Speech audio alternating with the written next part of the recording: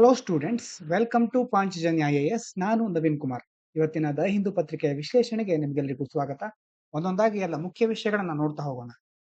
ಮೊದಲನೇ editorial: modern day summitry, its perils and its prospects. ಬೇರೆ ಬೇರೆ ಶೃಂಗ ಸಭೆಗಳ ಬಗ್ಗೆ ನಾವು ಕೇಳಿರ್ತೇವೆ ಅಲ್ವಾ? ಆ ಶೃಂಗ ಸಭೆಗಳ ಬಗ್ಗೆ ಒಂದು ಆರ್ಟಿಕಲ್ ಅಲ್ಲಿ ಕೆಲವು ಅಂಶಗಳನ್ನ ಕೊಟ್ಟಿದ್ದಾರೆ. Summits are important but risky. ಈ ಶೃಂಗ ಸಭೆಗಳನ್ನ ಕೈಗೊಳ್ಳುವುದು ಬಹಳ ಮುಖ್ಯ, ಆದ್ರೆ ಅದರಿಂದ ಕೆಲವೊಂದು ಅಪಾಯಗಳು ಇರುತ್ತೆ. Meetings between world leaders can shape policies and international relations. ಈ ಒಂದು ಮೀಟಿಂಗ್ಗಳಿಂದಾಗಿ, ಈ ಶೃಂಗ ಸಭೆಗಳಿಂದಾಗಿ ದೊಡ್ಡ ಮಟ್ಟದ ನಿರ್ಣಯಗಳನ್ನ ಕೈಗೊಳ್ಳೋದು ಮತ್ತೆ ಬೇರೆ ಬೇರೆ ಲೀಡರ್ಸ್ಗಳು ಮೀಟ್ ಆಗಲಿಕ್ಕೆ ಹೆಲ್ಪ್ ಆಗುತ್ತೆ. But they also come with risk if leaders make bad decisions or fail to reach agreements. ಒಂದು ವೇಳೆ ಅಲ್ಲಿರುವಂತಹ ಸೇರಿರುವಂತಹ ನಾಯಕರು ಸರಿಯಾದ ನಿರ್ಧಾರಗಳನ್ನ ತೆಗೆದುಕೊಳ್ಳದೆ ಇದ್ರೆ, ಅಥವಾ ಮೊದಲೇ ಒಂದು ಒಪ್ಪಂದ ಇರುತ್ತೆ, ಅದನ್ನ ಜಾರಿಗೊಳಿಸೋದ್ರಲ್ಲಿ ವಿಫಲ ಆದ್ರೆ ಈ ಒಂದು ಶೃಂಗಸಭೆಗಳಿಂದ ಅಪಾಯಗಳು ಎದುರಾಗಬಹುದು. ಇನ್ನು ಹಿಸ್ಟರಿ ಆಫ್ ಸಮಿಟ್ಸ್ ನೋಡೋದಾದ್ರೆ, summits have been used for diplomacy since World War One. ಮೊದಲನೇ ಮಹಾಯುದ್ಧದಿಂದಲೂ ಈ ಶೃಂಗಸಭೆಗಳನ್ನ ರಾಜತಾಂತ್ರಿಕ ಕಾರಣಗಳಿಗೋಸ್ಕರ ಬಳಸ್ತಾ ಇದ್ದಾರೆ. With example like US Russia meetings and cold war era negotiations showing both success and failures.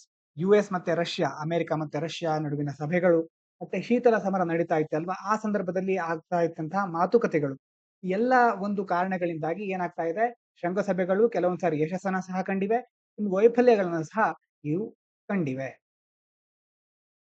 ಇನ್ನು Trump, Modi, Zelensky, Biden summits. Recent meetings, including those between Donald Trump and Narendra Modi and Joe Biden and Ukraine President Zelensky. Recent ಆಗಿ Trump ಮತ್ತೆ ಮೋದಿ ಅವರ meeting ಆಯಿತು, Zelensky ಮತ್ತೆ Biden ಅವರ ಶೃಂಗಸಭೆಗಳು ಮೊದಲೇ ಆಗಿತ್ತು.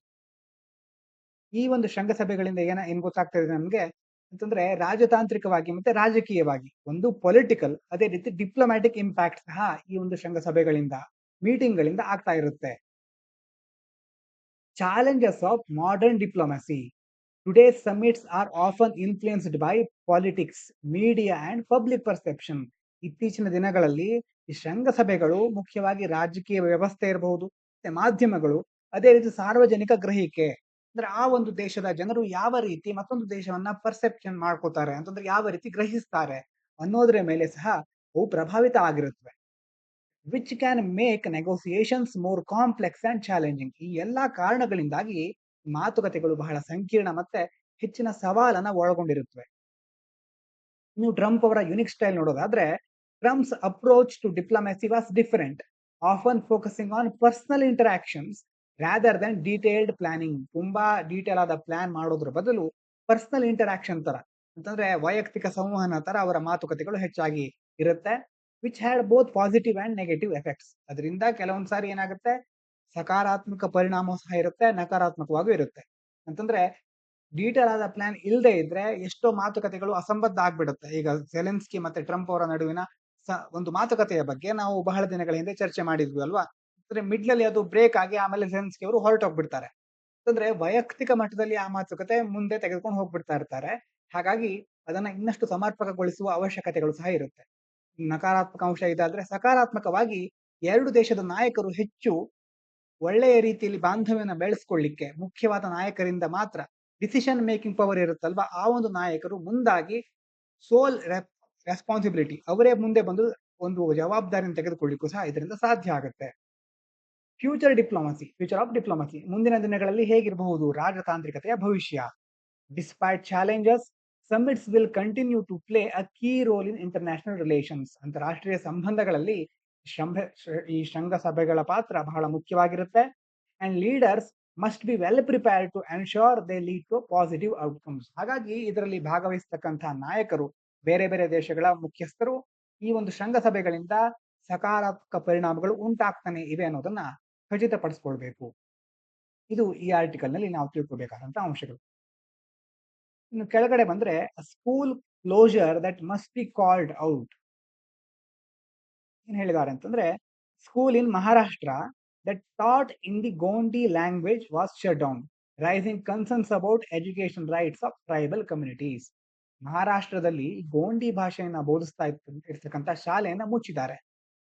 ಅದಂದ್ರೆ ಆ ಗೋಂಡಿ ಭಾಷೆಯನ್ನ ಬುಡಕಟ್ಟು ಸಮುದಾಯಗಳು ಉಪಯೋಗಿಸ್ತಾ ಇದ್ವು. ಹೀಗಾಗಿ ಆ ಶಾಲೆನ ಮುಚ್ಚಿದ್ರಿಂದ ಆ ಸಮುದಾಯಗಳ ಶಿಕ್ಷಣಕ್ಕೆ ಸಂಬಂಧಪಟ್ಟ ಹಾಗೆ ಹಕ್ಕುಗಳಿರುತ್ತಲ್ವಾ? ಈಗ ನಮಗೆ ಹೇಗೆ ಕರ್ನಾಟಕದಲ್ಲಿ ಕನ್ನಡವೇ ಮುಖ್ಯ ಅಂತ ನಾವು ಹೇಳ್ತೀವೋ, ಆ ಒಂದು ಸಮುದಾಯಕ್ಕೆ ಆ ಭಾಷೆ ಮುಖ್ಯ ಆಗಿರುತ್ತೆ. ಹಾಗಾಗಿ ಆ ಒಂದು ಸಮುದಾಯದ ಶಿಕ್ಷಣದ ಹಕ್ಕುಗಳ ಬಗ್ಗೆ ಈಗ ಕಳವಳ ತುಂಬಾ ಕಡೆ ಎದುರಾಗ್ತಾ ಇದೆ. ಹಲವಾರು ಜನರು ಇದಕ್ಕೆ ಕಳವಳವನ್ನ ವ್ಯಕ್ತಪಡಿಸ್ತಾ ಇದ್ದಾರೆ. ಗವರ್ಮೆಂಟ್ ಏನ್ ರೀಸನ್ ಕೊಟ್ಟಿದೆ ಹಾಗಾದ್ರೆ? Administration claims the school was closed because it was not registered. ಅದನ್ನ ರಿಜಿಸ್ಟರ್ ಮಾಡಿರ್ಲಿಲ್ಲ ಅವರು, ನೋಂದಾಯಿಸಲಿರ್ಲಿಲ್ಲ ಅಂತ ಶಾಲೆಯನ್ನ ಮುಚ್ಚಲಾಗಿದೆ ಅಂತ ಸರ್ಕಾರ ಹೇಳ್ತಾ ಇದೆ. But some believe the decision ignored the importance of education in tribal languages. ಆದ್ರೆ ಬುಡಕಟ್ಟು ಜನಾಂಗದ ಭಾಷೆಗಳಲ್ಲೂ ಸಹ ಶಿಕ್ಷಣ ಕೊಡುವುದು ಬಹಳ ಮಹತ್ವ ಆಗಿರ್ತಕ್ಕಂಥ ಒಂದು ನಿರ್ಧಾರ. ಅದನ್ನ ಸರ್ಕಾರ ಈಗ ನಿರ್ಲಕ್ಷಿಸ್ತಾ ಇದೆ ಅಂತ ಹಲವಾರು ಜನರು ಅಭಿಪ್ರಾಯವನ್ನು ವ್ಯಕ್ತಪಡಿಸಿದ್ದಾರೆ. Cultural and constitutional impact. ಸಾಂಸ್ಕೃತಿಕ ಮತ್ತೆ ಸಾಂವಿಧಾನಿಕವಾಗಿ ಯಾವ ರೀತಿ ಪರಿಣಾಮ ಉಂಟಾಗುತ್ತೆ ಇದರಿಂದ? The closure is scene as a violation of the constitution. ಬುಡಕಟ್ಟು ಸಮುದಾಯಗಳ ಸಾಂಸ್ಕೃತಿಕ ಮತ್ತೆ ಶೈಕ್ಷಣಿಕ ಹಕ್ಕುಗಳಿಗೆ ಇದೊಂದು ಧಕ್ಕೆ ಬಂದ ಹಾಗೆ. Which protects the cultural and educational rights of tribal community. ಸಂವಿಧಾನದಲ್ಲಿ ಬುಡಕಟ್ಟು ಸಮುದಾಯಗಳ ಸಂಸ್ಕೃತಿ ಆಗಿರಬಹುದು, ಅವರಿಗೂ ಸಹ ಶೈಕ್ಷಣಿಕ ಹಕ್ಕುಗಳನ್ನು ಸಹ ನೀಡಿರ್ತಾರೆ. ಈಗ ಈ ಒಂದು ಹಕ್ಕುಗಳಿಗೆ ಉಲ್ಲಂಘನೆ ಆಗ್ತಾ ಇದೆ. ಇನ್ನು loss of indigenous identity. Tribal languages and traditionals are at risk of disappearing when schools in their native languages are shut down, forcing students to adapt other languages. ಈಗ ಒಂದು ವೇಳೆ ಬುಡಕಟ್ಟು ಭಾಷೆಗಳಲ್ಲಿ ಇರುವಂತಹ ಶಾಲೆಗಳನ್ನ ಮುಚ್ಚಿಬಿಟ್ರೆ ಆ ಒಂದು ಸಂಪೂರ್ಣವಾದ ಜನಾಂಗವೇ ಕಣ್ಮರೆಯಾಗುವಂತಹ ಅಪಾಯ ಇರುತ್ತೆ. ಯಾಕಂತಂದ್ರೆ ಅವರ ಭಾಷೆಯಲ್ಲಿ ಶಿಕ್ಷಣ ದೊರೆಯೋದಿಲ್ಲ, ಮತ್ತೆ ಬೇರೆ ಭಾಷೆಗಳನ್ನ ಅಳವಡಿಸಿಕೊಳ್ಳೋ ರೀತಿ ಅವರಿಗೆ ಒತ್ತಾಯ ಮಾಡ್ತಾರೆ.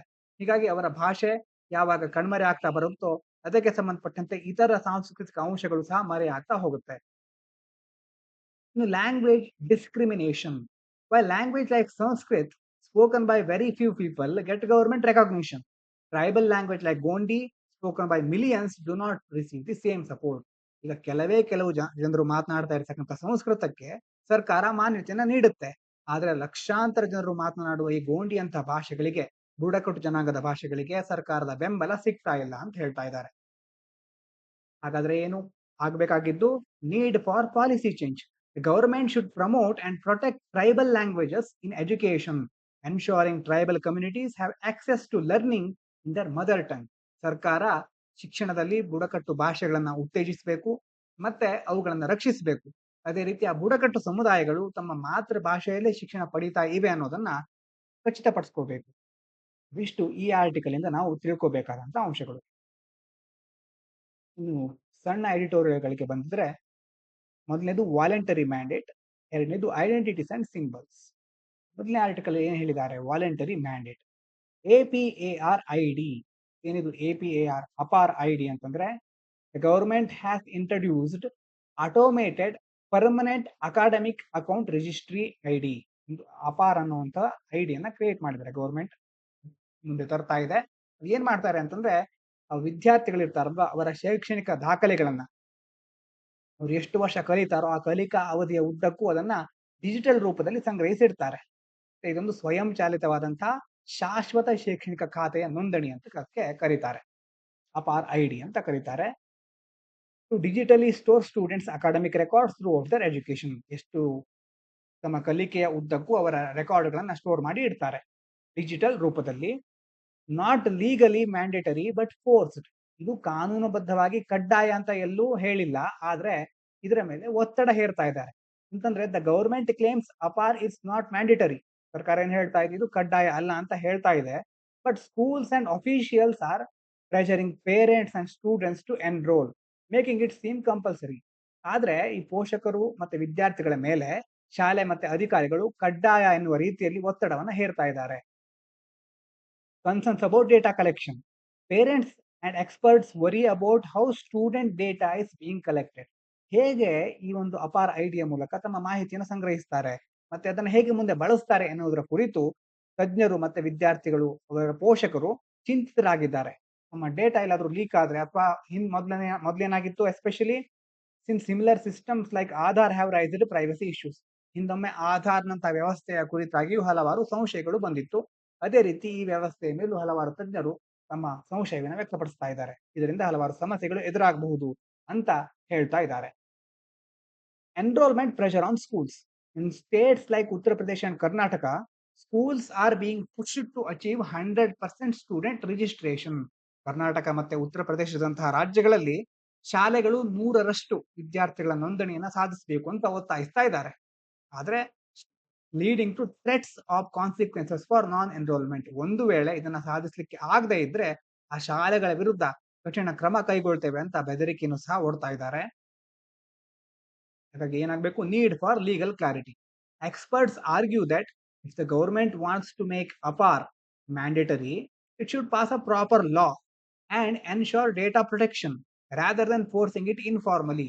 ಒಂದು ವೇಳೆ ಸರ್ಕಾರ ಇದನ್ನ ಕಡ್ಡಾಯ ಮಾಡಬೇಕು ಅಂತಿದ್ರೆ ಅದಕ್ಕೋಸ್ಕರ ಸರಿಯಾದ ಕಾನೂನನ್ನ ತೆಗೆದುಕೊಂಡು ಬರಲಿ, ಮತ್ತೆ ಮಾಹಿತಿ ರಕ್ಷಣೆಯನ್ನ ಖಚಿತಪಡಿಸಿಕೊಳ್ಬೇಕು. ಹೀಗೆ ಮಾಡೋದನ್ನ ಬಿಟ್ಟು ಅನೌಪಚಾರಿಕವಾಗಿ ಒತ್ತಾಯ ಮಾಡಬಾರದು ಅಂತ ಇದರಲ್ಲಿ ಹೇಳ್ತಾ ಇದ್ದಾರೆ. ಈ ಕಡೆ ಇರೋದು identities and symbols. Rupee symbol ನ ಬಗ್ಗೆ ದೇಶದಾದ್ಯಂತ ಕೆಲವು ಚರ್ಚೆಗಳಾಗ್ತಾ ಇದೆ. The Tamil Nadu government use the Tamil letter ರು. ರುಪಿ ಸಿಂಬಲ್ ನ ಗೊತ್ತಲ್ವಾ ನಿಮ್ಗೆ? ಅದರ ಬದಲು ಅವರು ರು ಅಂತ ತಮಿಳ್ನಲ್ಲಿ ಒಂದು ಲೆಟರ್ ಅನ್ನ ಅಡಾಪ್ಟ್ ಮಾಡ್ಕೊಂಡಿದ್ದಾರೆ. ಎಲ್ಲಿ ಅಂತಂದ್ರೆ instead of Indian currency symbol rupee in the state budget. ಆ ಒಂದು ರಾಜ್ಯದ ಬಜೆಟ್ ನಲ್ಲಿ ಭಾರತೀಯ ಕರೆನ್ಸಿ ಚಿಹ್ನೆ ಆದಂತಹ ರುಪಿ ಬದಲಿಗೆ ತಮಿಳು ಅಕ್ಷರ ರು ಅನ್ನ ಬಳಸಿದ್ದಾರೆ. Which sparked nationwide debate. ಇದರಿಂದ ರಾಷ್ಟ್ರವ್ಯಾಪಿ ಚರ್ಚೆ ಆಗ್ತಾ ಇದೆ. Cultural representation, not separatism. The government clarified that using ru was meant to represent Tamil culture, not to challenge national identity. Tamil Nadu has historically used different symbols in official documents. Tamil Nadu ಏನು ಹೇಳ್ತಾ ಇದೆ ಅಂತಂದ್ರೆ, ನಾವು ರು ಅನ್ನೋನ್ನ ಬಳಸೋದು ಕೇವಲ ತಮಿಳು ಸಂಸ್ಕೃತಿಯನ್ನ ಪ್ರತಿನಿಧಿಸಲಿಕ್ಕೆ ಹೊರತು ರಾಷ್ಟ್ರೀಯ ಐಡೆಂಟಿಟಿಯನ್ನ, ಆ ಗುರುತನ್ನ ಪ್ರಶ್ನಿಸಲಿಕ್ಕೆ ಅಲ್ಲ ಅಂತ ಅಲ್ಲಿನ ಸರ್ಕಾರ ಹೇಳ್ತಾ ಇದೆ. ಮತ್ತೆ ತಮಿಳುನಾಡಿನಲ್ಲಿ ಐತಿಹಾಸಿಕವಾಗಿ ಬೇರೆ ಬೇರೆ ದಾಖಲೆಗಳಲ್ಲಿ ವಿಭಿನ್ನವಾದ ಚಿಹ್ನೆಗಳನ್ನು ಸಹ ಬಳಸ್ತಾ ಇದ್ದಾರೆ. ಇದಾದ ನಂತರ ಮುಂದಿನ ಆರ್ಟಿಕಲ್ ಬೇರೆ ಬೇರೆ ತಮಿಳುನಾಡಿನ ಬಜೆಟ್ಗೆ ಸಂಬಂಧಪಟ್ಟ ಅಂಶಗಳನ್ನ ಕೊಟ್ಟಿದ್ದಾರೆ. ಯುಪಿಎಸ್ಸಿಗೆ ಸಂಬಂಧಪಟ್ಟ ಹಾಗೆ ಒಂದು ಸ್ಟೇಟ್ ಬಜೆಟಿನ ವಿಚಾರಗಳು ಅಷ್ಟೇನು ಮಹತ್ವ ಅಲ್ಲ ಅಂತ ಮುಂದಿನ ಆರ್ಟಿಕಲ್ಗೆ ಹೋಗೋಣ. ಇನ್ನು Hamas says ready to free Israeli US hostage and remains of 4 others. Israel Hamas ನಡುವಿನ ಒಂದು ಘರ್ಷಣೆ ನಿಮ್ಗೆ ಗೊತ್ತೇ ಇದೆ. ಇಲ್ಲಿ ಹೇಳ್ತಾ ಇದ್ದಾರೆ, Hamas has agreed to free an Israeli American hostage and return the remains of 4 others as part of negotiations. Hamas ಏನ್ ಹೇಳ್ತಾ ಇದೆ? ಇಸ್ರೇಲಿ ಮತ್ತೆ ಅಮೆರಿಕನ್ ಒತ್ತೆಯಾಳುಗಳನ್ನ ಬಿಡುಗಡೆ ಮಾಡ್ಲಿಕ್ಕೆ ಮತ್ತೆ 4 ಅವಶೇಷಗಳನ್ನ ವಾಪಸ್ ಮಾಡ್ಲಿಕ್ಕೆ ಒಪ್ಕೊಂಡಿದೆ ಈಗ. ಅದೇ ರೀತಿ ceasefire talks continue. First phase of ceasefire between Hamas and Israel ended in January. ಮೊದಲನೇ ಹಂತದ ಕದನ ವಿರಾಮ ಜನವರಿಯಲ್ಲಿ ಕೊನೆಗೊಂಡಿದೆ. New negotiations are happening in Doha with mediation from the US, Qatar and Egypt. ಈಗ ಹೊಸದಾಗಿ ಮತ್ತೊಂದು ಕದನ ವಿರಾಮಕ್ಕೆ ಸಂಬಂಧಪಟ್ಟಂತ ಮಾತುಕತೆ ದೋಹಾದಲ್ಲಿ ನಡೀತಾ ಇದೆ. ಅದಕ್ಕೆ ಅಮೆರಿಕ, ಕತಾರ್, ಈಜಿಪ್ಟ್ ಮುಂತಾದ ದೇಶಗಳು ಮಧ್ಯಸ್ಥಿಕೆಯನ್ನು ವಹಿಸಿಕೊಡ್ತಾ ಇವೆ. Previous hostage exchange. In the first phase, 33 hostages were released in exchange for around 1,800 Palestinian details. ಅಂತಂದ್ರೆ ಮೊದಲನೇ ಹಂತದಲ್ಲಿ ಸುಮಾರು 1,800 ಪ್ಯಾಲೆಸ್ಟೀನಿಯನ್ ಬಂಧಿತರಿಗೆ ಬದಲಾಗಿ ಅವರು 33 ಒತ್ತೆಯಾಳುಗಳನ್ನ ಬಿಡುಗಡೆ ಮಾಡಿದ್ದರು. ಈಗ ಮತ್ತೆ ಆನ್ಗೋಯಿಂಗ್ ಕಾನ್ಫ್ಲಿಕ್ಟ್ ಇನ್ನೂ ಸಹ ಮುಂದುವರಿತಾ ಇದೆ. Despite ceasefire talks, fighting continues. ಕದನ ವಿರಾಮಗಳ ಮಾತುಕತೆ ಒಂದ್ ಕಡೆ ಆಗ್ತಾ ಇದ್ರೆ ಮತ್ತೊಂದ್ ಕಡೆ ಹೋರಾಟ ಸಹ ಮುಂದುವರಿತಾ ಇದೆ. Israeli air strikes and military action against Hamas leading to more casualties. ಇಸ್ರೇಲಿನ ವೈಮಾನಿಕ ದಾಳಿ ಮತ್ತೆ ಹಮಾಸ್ ವಿರುದ್ಧ ಮಿಲಿಟರಿ ಕ್ರಮಗಳನ್ನು ಹೆಚ್ಚಿಸ್ತಾನೆ ಇರೋದ್ರಿಂದ ಸಾವು ನೋವುಗಳು ಸಂಭವಿಸ್ತಾನೆ ಇವೆ. Humanitarian crisis in Gaza. The war has caused suffering in Gaza, including food and electricity shortages, as well as destruction from ongoing attacks. ಯುದ್ಧದಿಂದಾಗಿ ಗಾಜಾದಲ್ಲಿ ಆಹಾರ ಮತ್ತೆ ವಿದ್ಯುತ್ ಕೊರತೆ ಉಂಟಾಗ್ತಾ ಇದೆ. ಹಲವಾರು ರೀತಿಯ ಸಂಕಷ್ಟ ಮತ್ತೆ ಡಿಸ್ಟ್ರಕ್ಷನ್, ತುಂಬಾ ದೊಡ್ಡ ಮಟ್ಟದಲ್ಲಿ ಮೂಲ ಸೌಕರ್ಯಗಳಿಗೆ ಹಾನಿ ಆಗ್ತಾ ಇದೆ. ಅದಾದ ನಂತರ Trump hails productive truce talk with Russia. ಒಂದು ಇಸ್ರೇಲ್ ಮತ್ತೆ ಹಮಾಸ್ ಒಂದು ಘರ್ಷಣೆ, ಇನ್ನೊಂದು ಕಡೆ ಯಾವುದು? ರಷ್ಯಾ ಮತ್ತೆ ಯುಕ್ರೇನ್. ಇನ್ನು ಇಲ್ಲಿ ಕೊಡ್ತಾ ಇರೋದು ಟ್ರಂಪ್ ಅವರು ಈ ರಷ್ಯಾ ಜೊತೆ ಮಾತುಕತೆ ನಡೆಸ್ತಾ ಇದಾರಲ್ವಾ, ರಷ್ಯಾ ದೇಶದ ಜೊತೆ ಅಮೆರಿಕ ಮಾತುಕತೆ ನಡೆಸ್ತಾ ಇದೆ. US President Donald Trump said his administration had productive discussions with Russia about seize fire in Ukraine. Ukraine ಸಂಬಂಧಪಟ್ಟ ಹಾಗೆ ಅಲ್ಲೂ ಸಹ ಕದನ ವಿರಾಮ ಘೋಷಣೆ ಮಾಡಲಿಕ್ಕೆ ತಮ್ಮ ಆಡಳಿತ ಅಂತಂದ್ರೆ ಟ್ರಂಪ್ ಅವರು ಅವರ ಆಡಳಿತ ಕೆಲವೊಂದು ಲಾಯರ್ ಅನ್ನು ಕಳಿಸಿದ್ರು ರಷ್ಯಾದೊಂದಿಗೆ ಚರ್ಚೆ ಮಾಡಲಿಕ್ಕೆ. ಈ ಚರ್ಚೆ ಫಲಪ್ರದ ಆಗಿದೆ ಅಂತ ಈಗ ಟ್ರಂಪ್ ಅವರು ಹೇಳ್ತಾ ಇದ್ದಾರೆ. Plan for a seize fire.